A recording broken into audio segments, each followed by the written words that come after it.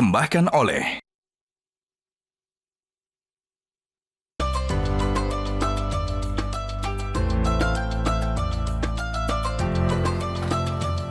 Assalamualaikum, paket. Salam. Bisa mas, paket mas. Untuk saya. Iya mas. Terima kasih ya. Terima kasih mas.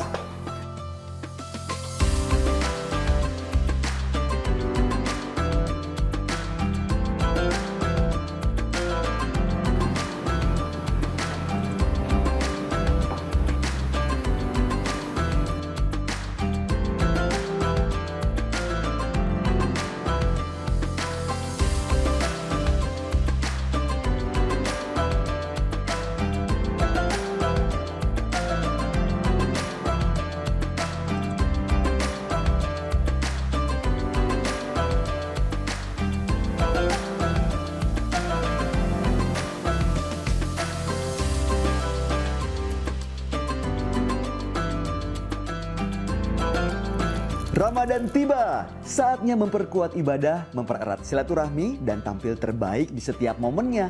Dari masjid hingga kumpul keluarga bersama sarung gajah duduk dan baju koko tradisi yang terbuat dari serat bambu dengan bahan yang ramah lingkungan, antibakteri, dan pastinya lembut dan nyaman di kulit. Jadi makin semangat nih ibadahnya karena ditemani oleh sarung gajah duduk legenda Nusantara. Assalamualaikum Pak Ustadz. Waalaikumsalam warahmatullahi wabarakatuh. Gimana kabar semuanya Bayu? Alhamdulillah baik Pak Ustadz. Sehat walafiat. Sehat walafiat. Ustadz, Alhamdulillah sehat. Masya Ya. Allah sampai juga ke Kota Makassar nih Pak Ustadz. Ya, Pak Ustadz repot-repot pakai ngirimin saya Keren, baju keren koko, sekarang nih. sarung, songko.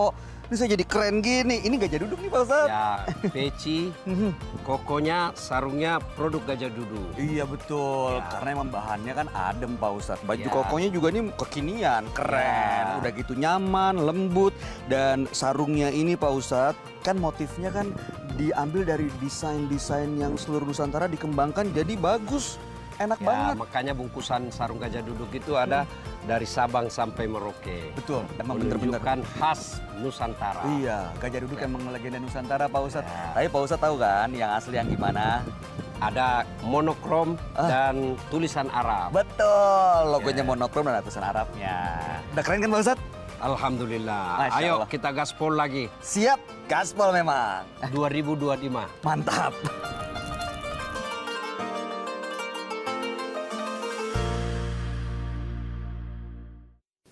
Assalamualaikum warahmatullahi wabarakatuh.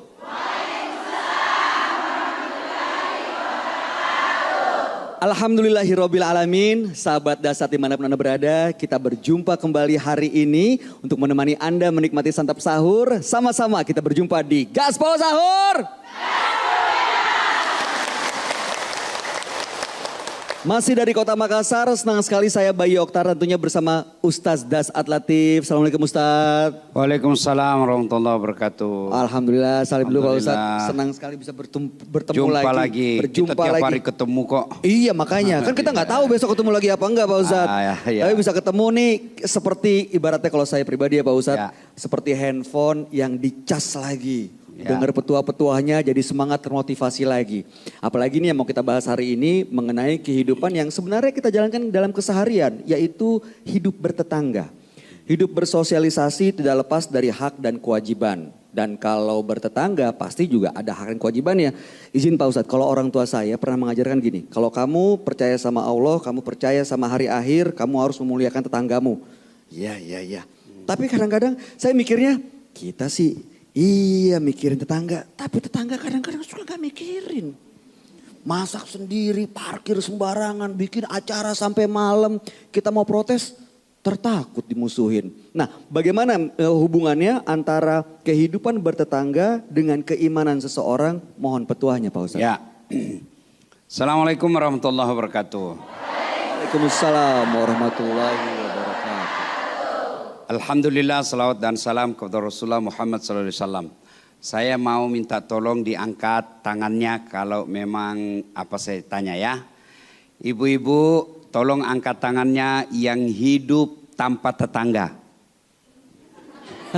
Nggak ada yang angkat tangan Pak. Nah, Nggak ada yang angkat tangan Pak Ustadz. Oke. Nggak ada yang angkat tangan. Tolong angkat tangannya yang tetangganya adalah saudara kandungnya. Yang tetangganya saudara kandungnya, seibu sebapak. Oke. Ya. Tolong angkat tangannya yang tetangganya orang lain yang baru dikenal. Coba. Ini menunjukkan bahwa tetangga itu menjadi kebutuhan. Makanya kita di Indonesia ada disebut rukun tetangga. Tapi yang terjadi tetangga adalah musuhku. Ya kan? Nah, saya mau tanya Ibu, kalau kira-kira seperti saya hidup di Makassar, ibu saya di kampung, di Pinrang. Ya, kalau misalnya sepupu-sepupu saya juga hidup di Pinrang. Nah, kalau saya ada masalah, saya titip di mana kalau saya mau pergi Tetangga. No. Kalau saya ada kecurian, siapa dulu yang datang? Tetangga. Kalau saya mau bikin acara, saya izin dulu kemana? Tetangga. Coba, berarti sepertinya hidup ini tidak bisa dipisahkan dari tetangga. Itulah sebabnya Nabi menjelaskan bahwa tidaklah beriman orang yang tidak menghargai tetangganya. Berarti iman seseorang, iman saya, iman ibu, para penonton, mau lihat dia baik imannya atau tidak, lihat perlakuannya kepada tetangganya. Nah, ini kenapa Islam menjadikan perlakuan terhadap tetangga adalah ukuran iman, karena orang tidak bisa hidup tanpa tetangga. Ya. Ya Bu? Ya. Itulah yang disebut makhluk sosial. Saya kasih contoh Ibu. Bu, kita tak kenal ini Pulau Kayangan. Sebelah toh? Sendiri Ki di situ Ibu. Mau Ki? Waduh. Mau? Jangankan di pulau, di sorga saja Nabi Adam. Itu sorga kehidupan nikmat. Semua ada. Di dalam sorga Nabi Adam sendiri. Bolak-balik Adam. Adam, kenapa kau gelisah begitu? Kenapa kau seolah-olah ada masalah? Nah, semua ini sorga sudah saya persembahkan untuk kamu. Iya, tapi tidak enak kalau tidak ada temanku. Akhirnya dikasih teman. Bukan kucing. Bukan belau. You know belau? Belau tuh yang untuk tikus. Oh. Saya pikir yang untuk baju putih. Tapi diciptakanlah temannya namanya Hawa. Siti Hawa. Itu Nabi Adam saja dalam surga kesepian, tidak ada teman. Ibu saya kasih emas, semua saya kasih Bu. Tapi tinggal di satu sendiri di pulau. Bagaimana kita mau eksis? Ya. Maka itulah sebabnya kita perlu berbaik. Kenapa disebut iman? Kenapa dihadiahkan iman? Karena kalau kau tidak ada motivasi iman, maka kau akan perlakukan tetanggamu semau-maumu. Maka harus diatur tata cara bertetangga itu. Karena itu mencerminkan keimanan kita. Saya mengaku beriman, salah satu ukurnya lihat tetangganya. Tanya tetangganya, bagaimana tetangganya? Nah sekarang pertanyaan, bagaimana tata cara bertetangga? Satu, menghormati tetangga. Nah itu semua orang bilang, saya tahu Ji menghormati tetangga. Bagaimana cara menghormatinya?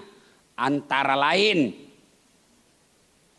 jangan menceritakan aibnya. Bisa Ibu? Kok ragu-ragu Bu? Ragu-ragu jawabnya nih. Yang banyak sengaja cari informasi. Ada tetangga baru. Urek langsung. Nah kasih mata-mata. Nah, orang beriman kalau dia tahu aib tetangganya, datang tetangga yang satu mau cari informasi, enggak begitu, setahu saya dia baik. Katanya itu dia pindah ke sini karena di sana dia mencuri. Enggak, dia baik. Begitu caranya orang bertetangga yang beriman. Dia tutup aib tetangganya. Bukan malah diumbar-umbar. Kan, Yuk. Nah, ini semua kelakuannya ini. Enggak gosip tapi sinis. Kau enggak gosip tapi kau sinis sih. Ya, maka bertetangga yang baik tidak mengumbar aib-aibnya. 2, ya, cara memperlakukan tetangga yang baik, yaitu menjaga harga diri tetangga. Kalau tadi kita tidak boleh cerita aibnya. Yang kedua, menjaga harga dirinya. Caranya apa? Kalau ada orang datang, bagaimana tetangga? Oh, baik sekali.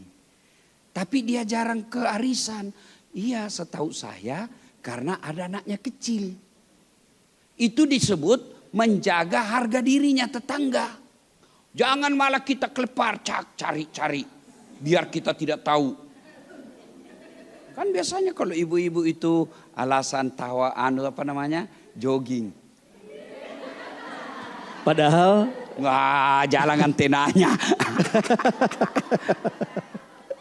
Ya, inilah tata cara dalam menghormati tetangga. Ada lagi tata caranya, tapi kita lanjutkan setelah pesan berikut ini. baik, kalau begitu jangan kemana-mana sahabat Dasat. Kami akan kembali sesaat lagi, tentunya masih di Gaspol Sahur.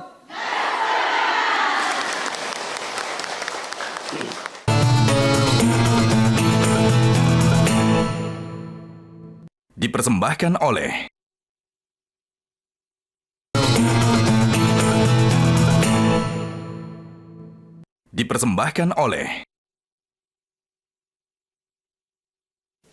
Sahabat Dasat, hari ini kita tengah membahas mengenai bagaimana mengukur keimanan dengan hidup bertetangga. Semuanya akan dibahas dan digali lebih dalam lagi tentunya di sini di Gaspol Sahur.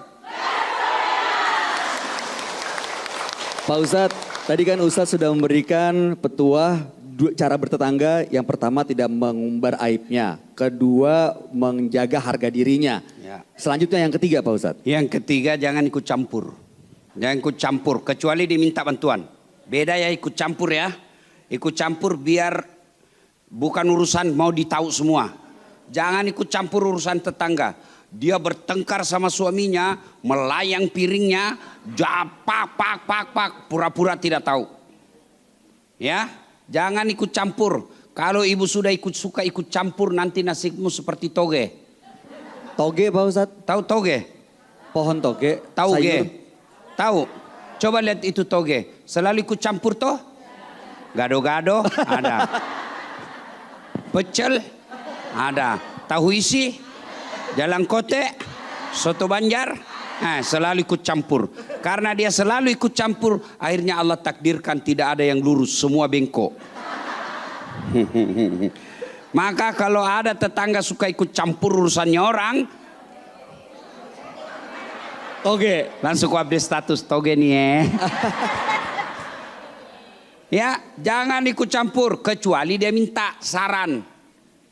Ya. Yang berikutnya, tetangga yang baik itu adalah memberikan bantuan ketika tetangganya membutuhkan. Meminta pertolongan. Misal tetangga, ada nih kasihan pinjolku.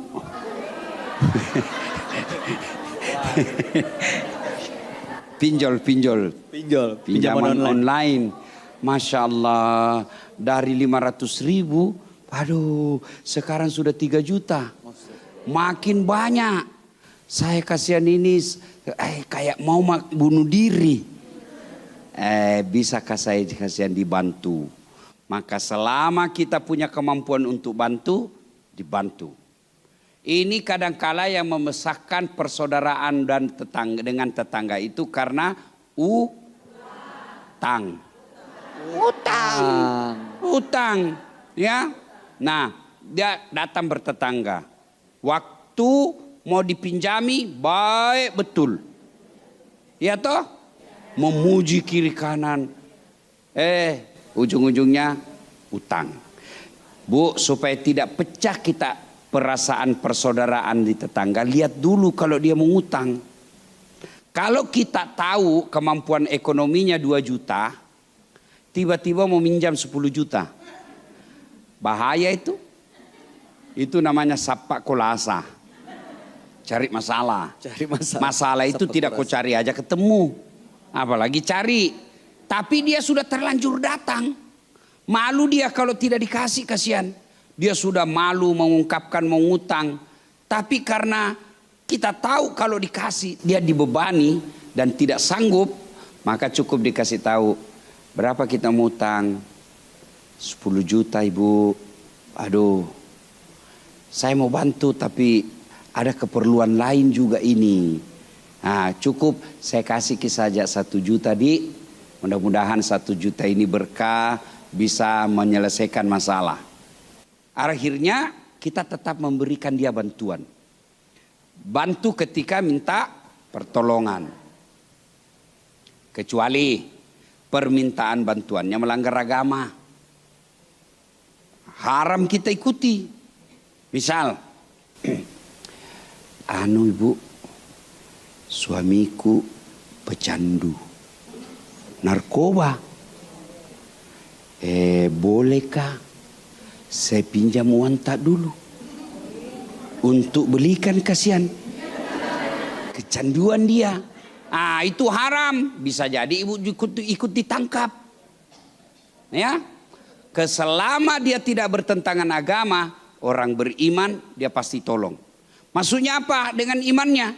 Kalau kita lihat dia rajin berjamaah, rajin sholat, rajin Senin Kamis, dia mampu mapan, datang tetangganya minta tolong, dia tidak tolong. Menurut ukuran hadis Nabi, dia tidak bagus imannya ini orang. Karena orang baik itu hairun nas anfa'hum linnas. Sebaik-baik manusia adalah yang paling banyak manfaatnya buat orang lain. Ada orang bagus ibadahnya, Senin Kamis berjamaah di masjid, selesai salat maghrib dia tadarus, tapi di tetangga tidak ada yang senang. Kata Nabi, itu bukan orang baik. Ada tetangga begitu? Ada. Maka dia tidak termasuk orang yang baik keimanannya. Ada imannya tapi tidak bagus. Ya, jadi ibu, kalau dia minta tolong kita bantu. Kemudian apa lagi bu? Kita berupaya menjaga silaturahmi dengan komunikasi yang baik. Jangan kasar, siapapun dia. Dan Islam itu tidak memilih-milih tetangga, tidak membeda-bedakan. Kalau pejabat dia baik, tetangganya yang kaya dia bagus, tetangganya yang bangsawan dia bagus, tetangganya yang miskin dia hina. Orang Islam tidak seperti itu, tidak membeda-bedakan tetangga. Cara bicaranya baik sama tetangga. Kalau kita ada Bugis Makassar sama tetangga, kita biasa tabe, apalagi tuh kita, idi, ya kan? Jangan mentang-mentang dia miskin, bodoh kau ya. Kasihanmu itu hidupmu begitu deh. Itu pandai berkomunikasi yang bagus. Komunikasi lisan ini ciri keimanan kita. Kalau orang beriman pasti lisannya baik, tutur katanya lembut. Perintah agama ketika hijrah Nabi dari Makkah ke Madinah, salah satu perintahnya ahsin kalamaka, haluskan tutur katamu. Nah, apalagi dalam bertetangga, Bu, itu bagian dari dosa. Kalau ibu masak, kemudian baunya nyebrang ke tetangga, dan ibu bikin banyak, tetangga mau, ibu tidak kasih, penganiayaan namanya itu. Penyiksaan. Itu agama mengajarkan. Ya. Kalau kamu buat kue, banyakin kuahnya. Kasih tetangga. Ini bahasa kias. Artinya kuahnya saja kau kasih tetanggamu untuk memuliakannya. Tapi jangan juga kuahnya saja, airnya saja kau kasih. Ya kau akan menjadi bahan perceritaan itu ya. Pak Ustadz, izin Pak Ustadz sebelum dilanjut yang ke berikutnya. Ini bicara soal tetangga. Yang namanya tetangga tuh yang tinggal di mana sih Pak Ustadz? Sebelah rumah kita atau 10 kilo Ya, dari rumah kita jadi juga gini, tetangga? memang ada hadis, tapi hadisnya daif, ya, lemah, ya,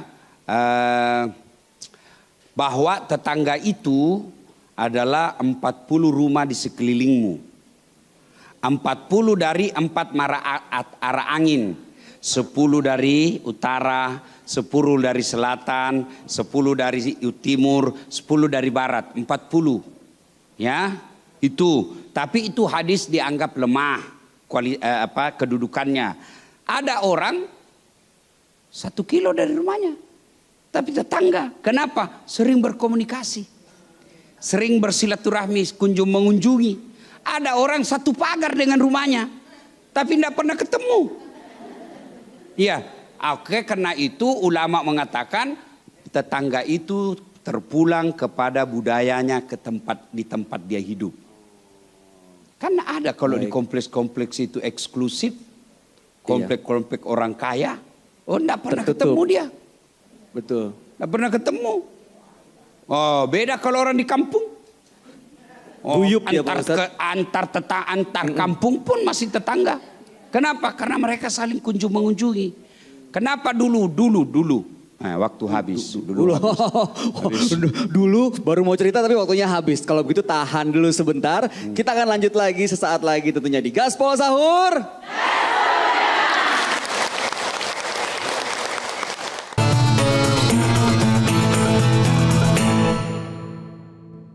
Dipersembahkan oleh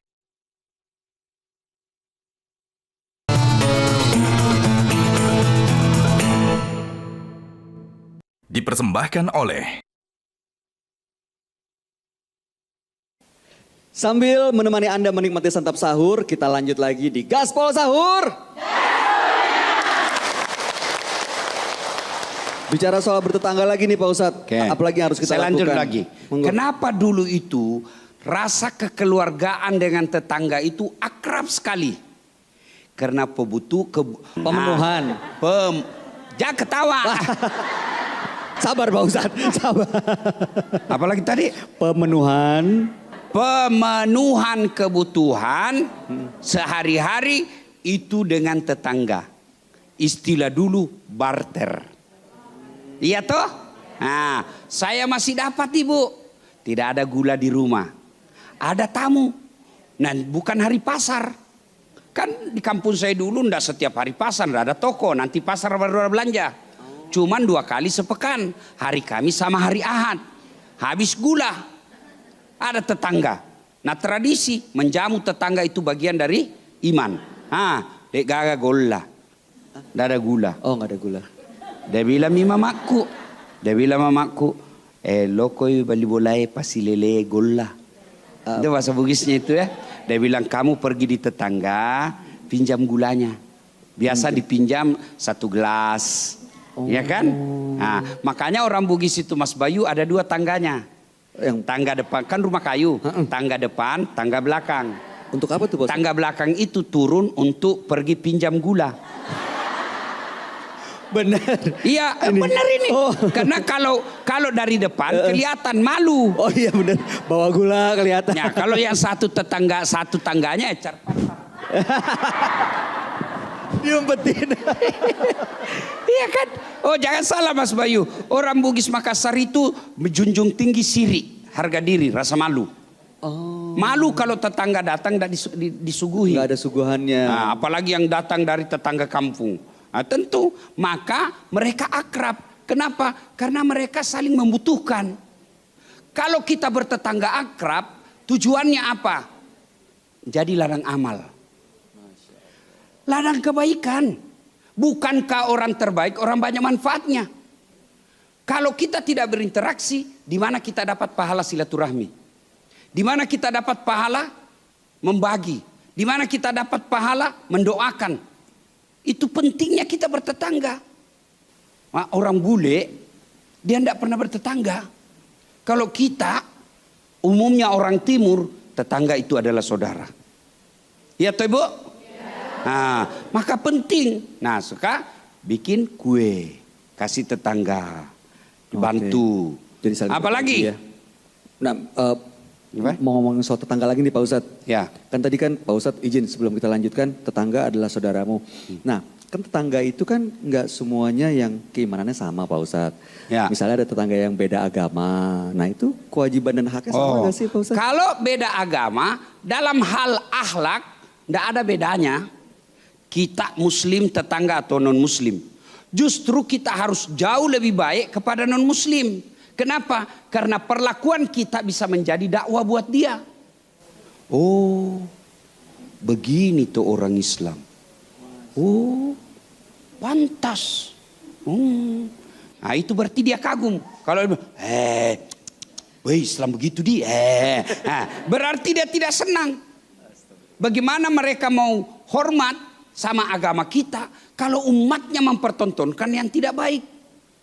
Maka kalau dia non muslim dalam hal muamalah, hubungan kepada sesama manusia, sama perlakuan kita kepada saudara kita yang muslim. Tapi hal ibadah, tidak boleh sama ya. Dalam arti apa? Misal kalau dah ajak ibu-ibu pergi gereja, ayo Bu, kita pergi gereja hari Ahad, kebaktian. Sebagai solidaritas saya sama tetangga saya datang. Nggak seperti itu juga ya Pak Ustadz. Sudah, hari Jumat Ibu lagi panggil dia. Ayo Bu, kita pergi majelis taklim. Kata tetangga, sebagai saya penghormatan saya datang.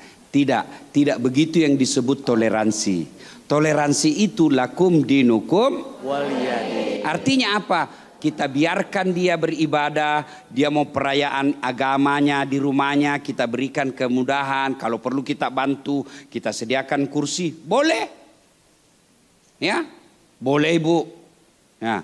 Bagaimana kalau misal mengucapkan Imlek, sudah baru-baru Imlek kan? Ya. Bagaimana kalau Imlek? Boleh kita ikut bergembira, tapi tidak meyakini bahwa itu Tuhannya, tidak. Ya, saya juga Imlek. Iya, dia tanya orang, apamu Cina? Saya bilang handphoneku. Masa gara-gara handphone Cina ikut ngerayain? Jadi mudah. Ya, nah jadi bagaimana boleh, soal tapi tidak ikut Natal? merayakan ibadah. Bagaimana soal Natal? Nah, itu gimana? Ya berbeda pendapat ulama. Ada yang mengatakan haram sama sekali, tidak boleh. Ada juga yang mengatakan silahkan selama niatmu tidak mengakui Yesus sebagai Tuhan dan Isa hanya Nabi bukan anak Tuhan.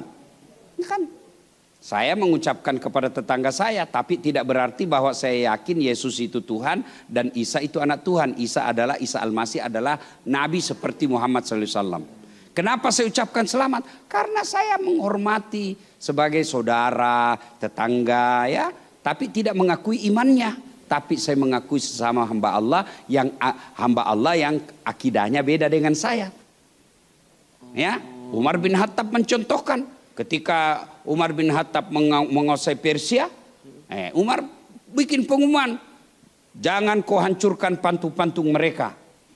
Patung-patung mereka yang dianggap Tuhan, dilindungi, jangan rusak rumah ibadahnya, jangan rampas rumah ibadahnya.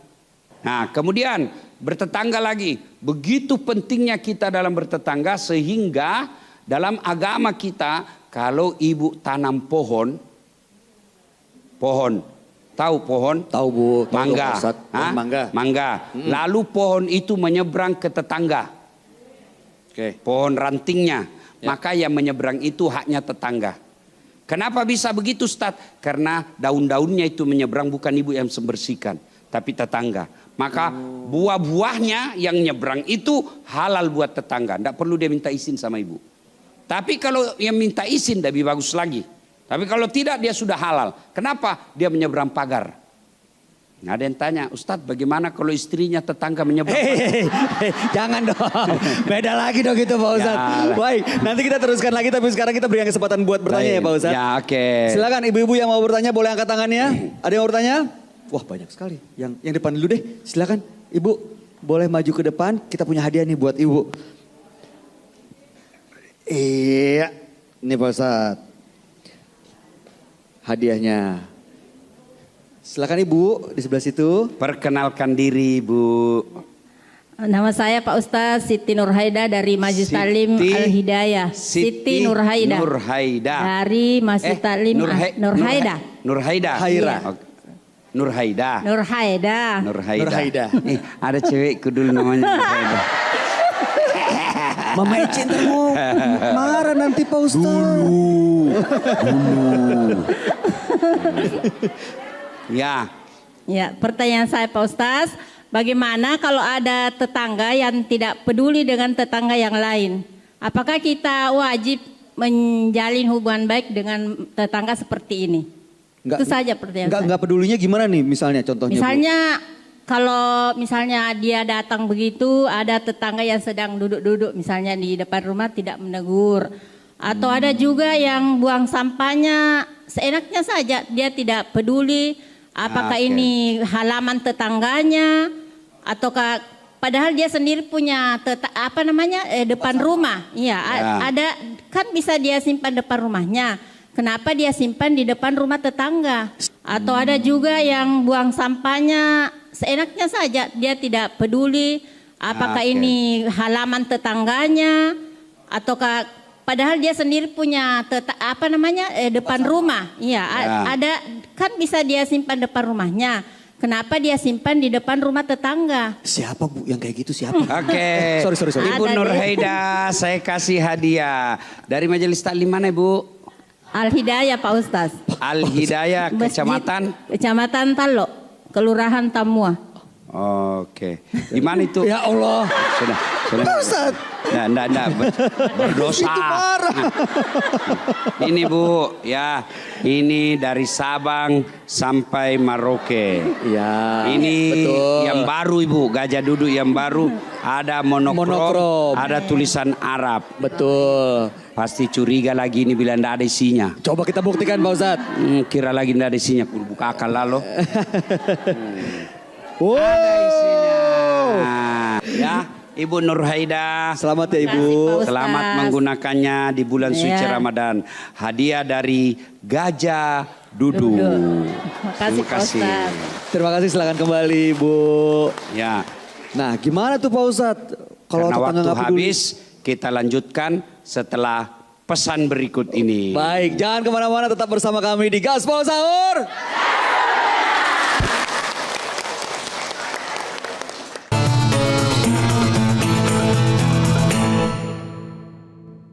Dipersembahkan oleh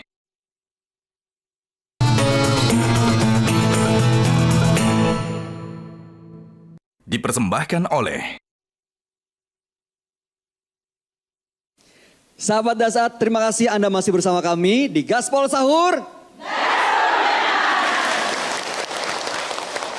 Terima kasih tadi di segmen sebelumnya sudah ada yang bertanya, tapi sebelum kita dengar jawaban dan petua dari Ustadz, bagaimana kalau menghadapi tetangga yang kayaknya nggak peduli sama kita? Waduh, disebutkan namanya tapi tidak disebut nih, berarti menjaga aib tetangganya. Tapi saya mau menyapa dulu nih Pak Ustadz, ibu-ibu yang hadir nih mohon disambut Majelis Taklim Al-Fat. Nah, begitu. Mantap. Lalu kemudian Majelis Taklim Nurul Fatimah. Ya. BKMT Permata Kelurahan Tamua. Tahsin Anur Nusa Harapan Permai. Majelis Taklim Robiah Al-Alawiyah. Masjid Hidayatullah. Majelis Taklim Masyita. Masya Allah, sama-sama semua semangat, kita lanjut lagi di Gaspol Sahur. Jadi, nah, mana ibu tadi yang bertanya? Tadi Bu, yang ini Pak Ustadz. Bu, apa yang Ibu sampaikan tadi, sifat-sifat jelek tetangga bagus enggak? Bagus tidak? Itu minimal jadi ukuran bahwa tidak baik begitu. Dia buang sampah sembarangan, parkir mobil sembarangan, binatang-binatang peliharaannya merugikan tetangga. Itu kalau kita sudah tahu, maka orang beriman dia tidak akan mencontohnya. Bagaimana solusinya? Tegur. Kalau ibu tegur bisa ribut, maka kita bikin musyawarah. Ya, sampaikan keluhan-keluhan kita. Karena kalau kita yang langsung tegur nanti bisa bertengkar, persoalannya bisa panjang. Maka itulah setiap itu kerukunan ada namanya rukun warga, rukun tetangga. Rukun tetangga ada ketuanya, ketua RT namanya. Kita sampaikanlah keluhan kita ke RT. Kalau saya di kompleks saya dan baiknya dicontoh, kita namanya punya grup WhatsApp. Grup WhatsApp di situ. Lalu kita bikin aturan. Dan semua keluhan-keluhan disampaikan di situ.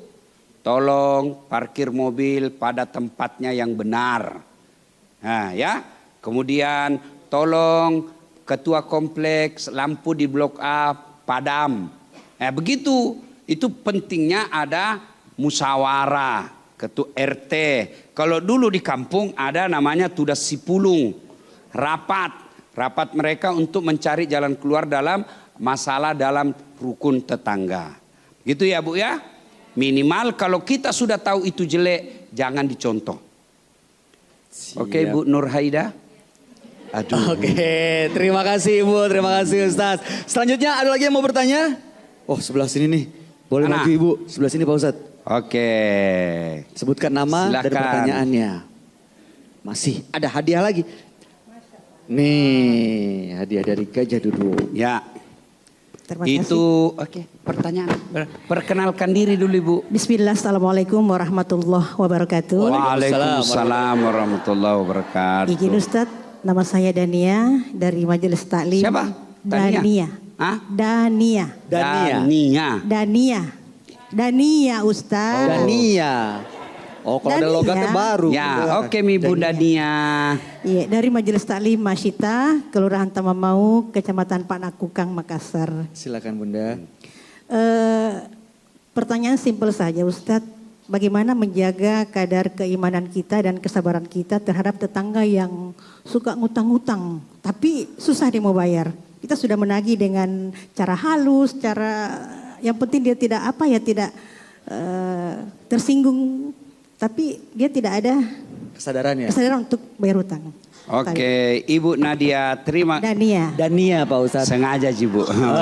Bisa aja. Ibu Tania, Salah Salah. Dania. Kalau tadi jaga gajah duduknya jenis Nusantara? kembang Nusantara.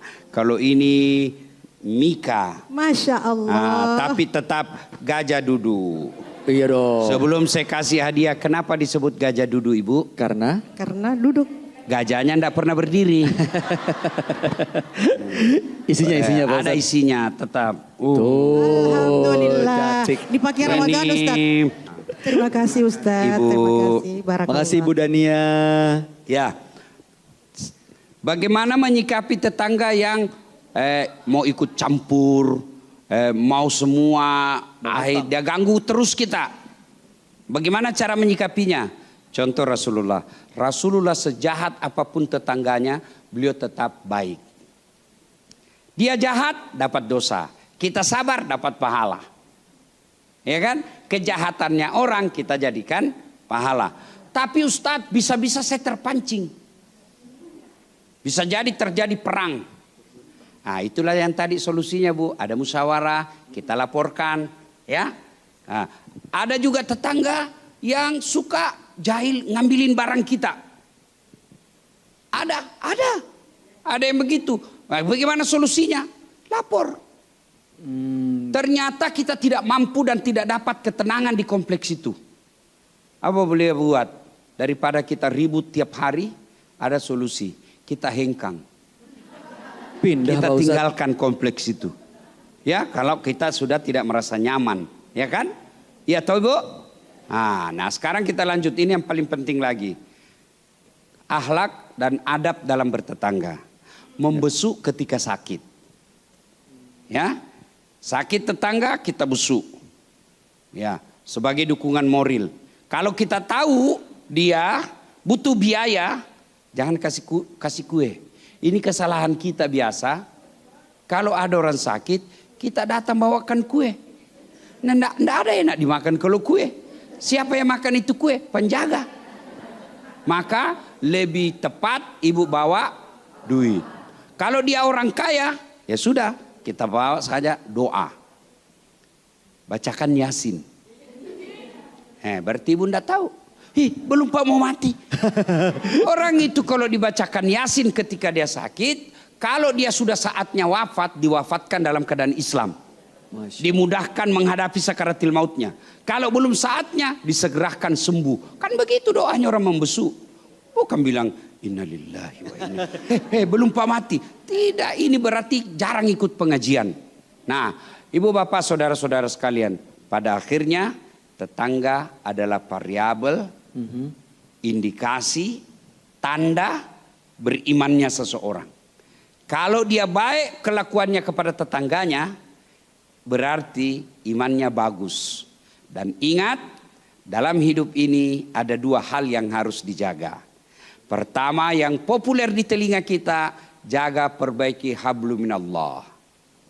Hubungan kepada Allah. Hubungan kepada Allah kita jaga dengan taat beribadah, menghindari larangannya. Kemudian jangan lupa, ada unsur kedua, hablum minan nas, hubungan kepada sesama manusia. Nah, hubungan kepada sesama manusia ini satu di antara yang perlu kita jaga dengan baik harmonisasinya adalah tetangga. Kalau orang beriman, insya Allah dia baik sama tetangganya. Soal tetangganya yang jahat, kalau dia beriman, kejahatan tetangganya, kejahilan tetangganya dijadikan amal dalam merebut nilai-nilai keutamaan sabar. Wallahu a'lam bishawab. Masya Allah, dahsyat sekali. Terima kasih Ustadz Dasat atas petua-petuanya. Semoga apa yang disampaikan Ustadz di bulan Ramadan ini menjadi momentum buat kita menambah keimanan untuk salah satunya menjaga kerukunan dalam bertetangga sehingga kita punya kehidupan di rumah yang damai dan harmonis. Karena itu impian kita semua ya Bu ya. Baik, sahabat Dasat dimanapun Anda berada, demikianlah perjumpaan kita hari ini. Terima kasih Ustadz Dasat atas petua-petuanya. Terima kasih ibu-ibu yang sudah hadir. Insya Allah kita berjumpa kembali esok hari. Selamat menjalankan ibadah puasa. Dan besok kita akan ketemu lagi tentunya di Gaspol Sahur. Wassalamualaikum warahmatullahi wabarakatuh. Waalaikumsalam warahmatullahi wabarakatuh. Metro TV.